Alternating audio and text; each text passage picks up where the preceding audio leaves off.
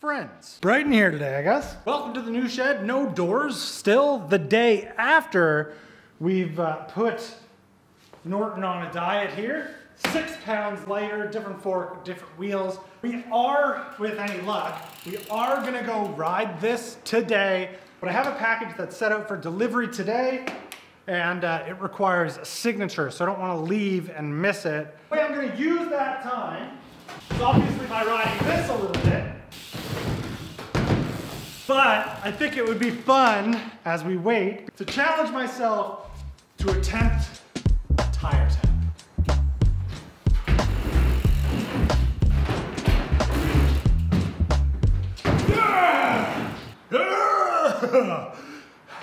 That went pretty good, actually.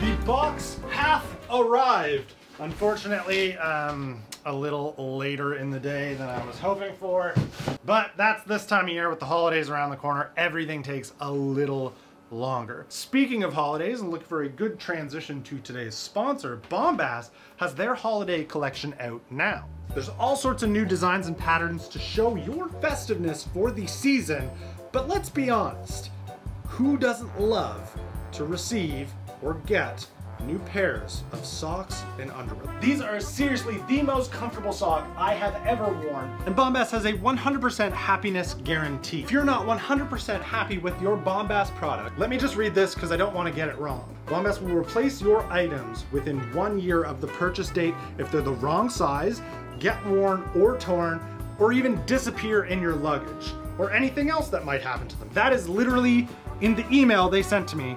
And you can get 20% off your first purchase using my code here, SPIN20, at checkout of your order. And you can feel really good about it because Bombas has their 1-for-1 donation to communities in need. So if you were thinking you'd like to support me through Patreon, I've deleted that, don't do that. Check out today's sponsor, Bombas. Bombas, thank you for sponsoring this video. Let's go put some cheetah pants on and ride. Where should we go?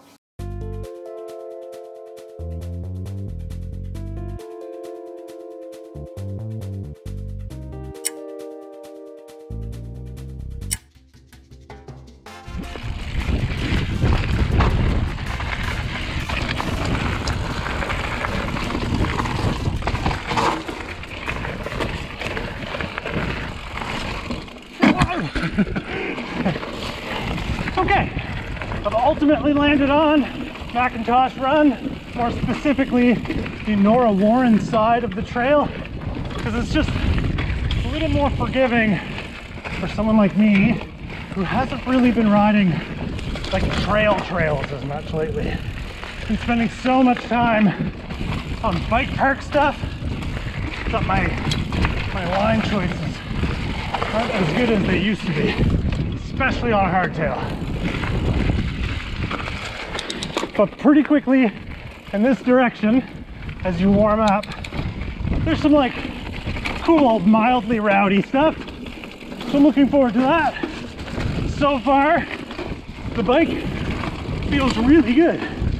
It felt good before, but of course having 6 pounds off of it makes a huge difference. That's just science.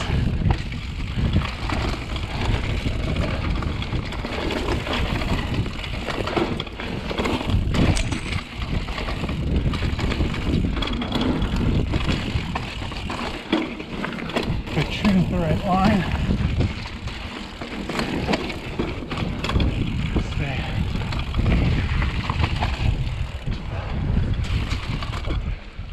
Yeah, down here.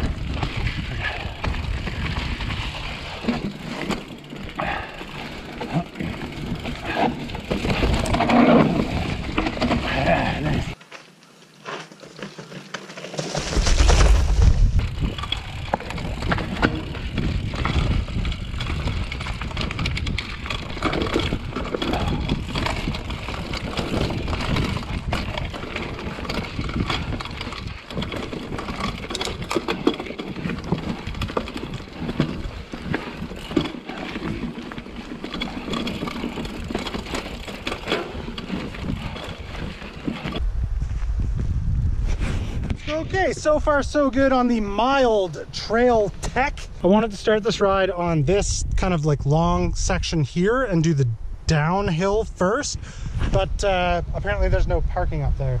So it came in the other direction. I guess we'll just do the climb now and we'll be able to discuss something that I already know, how much better this thing climbs with 6-ish pounds taken off of it. And then we can play around on the features that I had in my head for this video. Hopefully it turns out. So I think without needing to predict anything, this thing's gonna climb way better than it did when it came out of the box. That's just science. But especially the seating, like the riding position itself, longer stem, slammed down, light fork, 10 mils less travel. So the front end actually is down a little bit lower. It just gives it more of a like down country-ish hardtail feel. So it climbs really good. I'll actually be like a little bit sad to lose that when I put the short, not negative rise stem on. But for the stuff that I like to ride with this bike, the trade-off I think will be worth it in the end. I think. Keep trying to remind myself daylight is not on my side.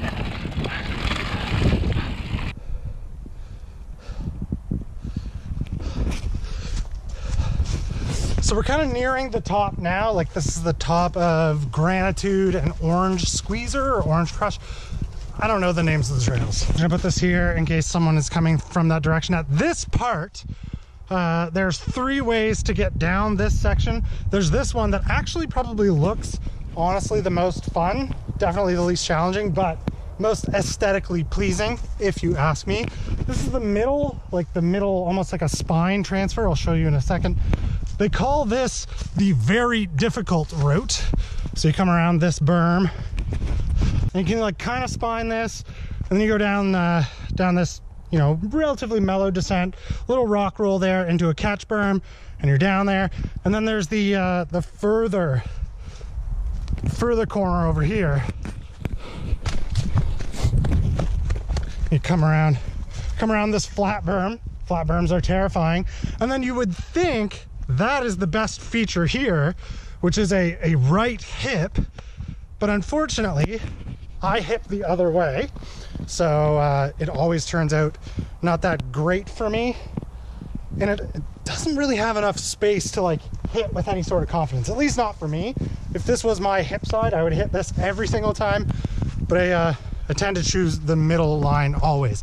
The thing about these 3 little chutes is I have been wanting to do some sort of trick down one of them for the longest time. And what I wanted to do was 270 that hip, but there's not enough space. The bike is too long. So I think what I'm gonna do instead, somehow in my brain this makes more sense, I want to 3-tap, like 360 tire tap up here into this before the sun goes down. I've got bombast socks and lace-up shoes on, so Honeycomb technology and laces. I mean, come on. I must be able to keep my feet on for this.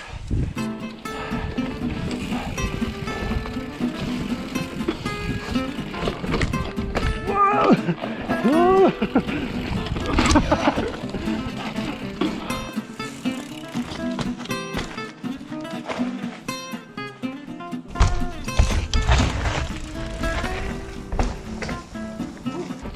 Nice, nice. Okay, let's finish the climb. That worked out within like 5 tries. I didn't expect that. And bonus, didn't ruin the wheel.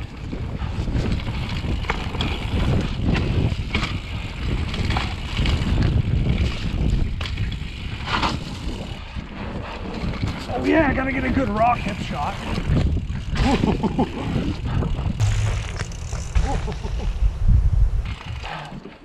And we're at the top.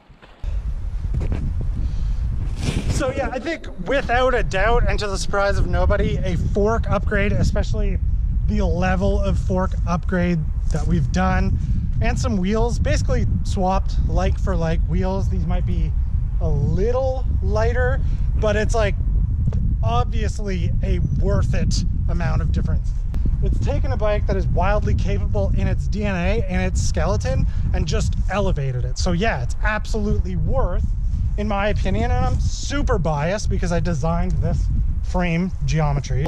Yeah, it makes sense to pick up an entry-level bike to start out, and then when you've got time and you feel it, throw some upgrades at it. You will notice a difference. So if it makes sense to you, like it does me, to start at like a more reasonable price and slowly pick away at the things that you want to change, then allow me to be the person to say, yes, absolutely do it. It does make sense to do it.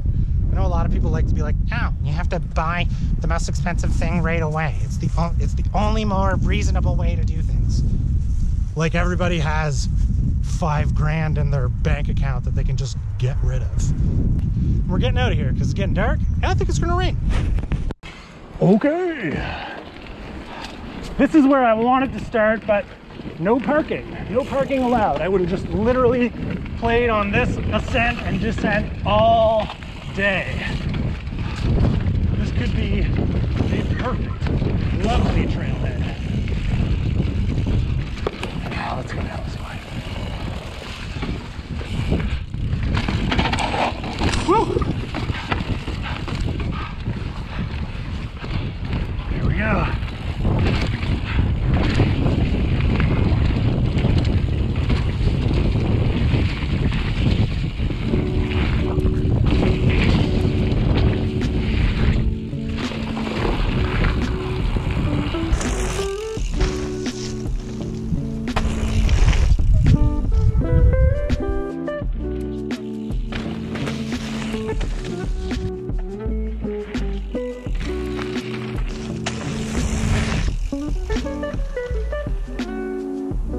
Here's the left turn.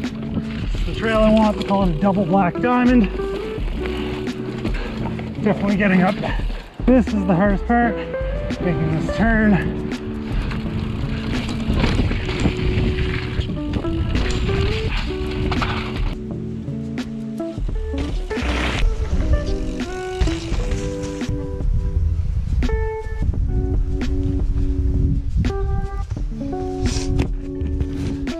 Even when you do tricks small, mid-trail, they're sweet.